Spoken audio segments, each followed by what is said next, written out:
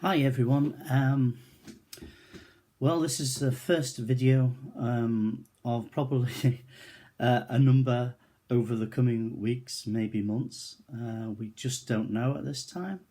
But welcome to our little King's Church chats that we will be having. For our first one, I just want you to know that we are praying for you. That you will be safe, especially for those who are more vulnerable to the effects of this coronavirus pandemic. You will know by now that in the light of government advice, we have had to stop all services and everything else going on at the church building. The measures that are being taken by the government are for reasons of protecting the elderly and those with underlying health issues, and to slow down the spread of the virus that has the potential to kill.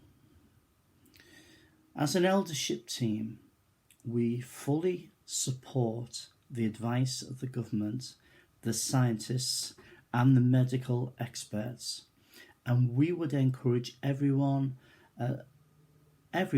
to follow their advice. Now, I've heard things like, if we follow the advice of the government, it's because we are fearful. It's just not true. We follow the advice because it is sensible, it is science-based, and to love our neighbour right now looks like this: cutting back on physical contact with other people, but not cutting off communications with other people, and being there to help in any way we can our neighbour and each other, of course.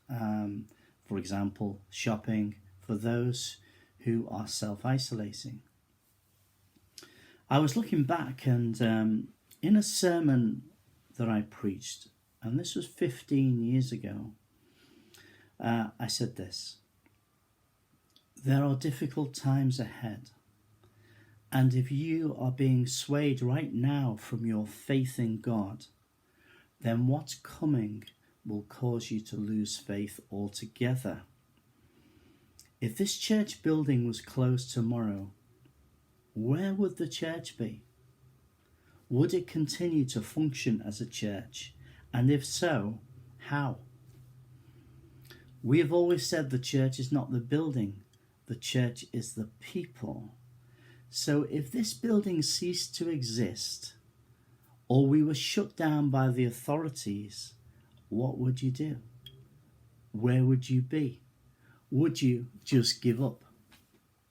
How deep do we go as a church in relationship to one another? Could we function without a Sunday morning meeting? So they were words that I preached back in 2005. It was not long after I'd given up my career to lead the church. And I was thinking right now, is a time for us to prove that church does not depend on a building or a Sunday service to be strong and to flourish.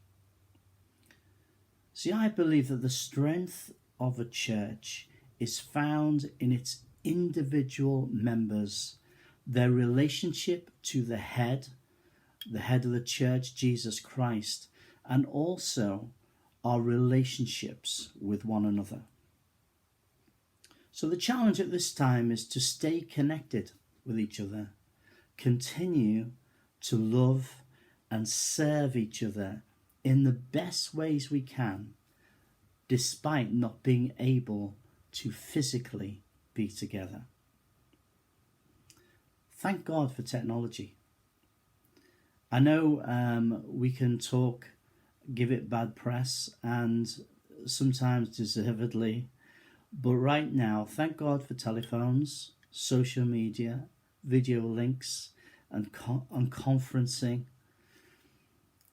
Because with all these tools at our disposal, even if for some it's only a telephone, we are able to continue to communicate. And only one thing can stop us speaking to one another, and that is you or me choosing not to. I really believe that God is going to do something powerful through and after this season that we are in right now. One of the things is it's causing people to re-evaluate what is really important in their lives. If I can remind you, in our church, we said right at the beginning of this year that this would be a year of sowing seed in the famine and the year of reaping a harvest. We said this is the year of evangelism. And what is happening right now, I believe, is preparing the ground in the hearts of people in our nation. And what looks like famine on the outside is softening hearts on the inside to receive the wonderful good news of Jesus Christ. So this coming Sunday, 22nd of March, I want to encourage us all to join in a national initiative, the National Day of Prayer. And at the end at 7 o'clock in the evening, the idea is that we light a candle, each of us in our homes, put it in the window. And that flame is to symbolize hope and the presence of God. And it would be a great witness to those around us that we, as the Church of Jesus Christ, are taking this pandemic seriously. We're not seeing it as a judgment of God, but actually, I believe the church needs to pray that this virus dies. And so we want to do that on Sunday. We want to join in with the rest of the nation, light that candle, put it in our window, let our neighbours know we are praying for them. And so on Sunday, I'll release another video about how best do we pray. What is our view of the virus, and how best we pray into it. So in the meanwhile, keep safe, keep praying, and we'll see you again soon. Okay.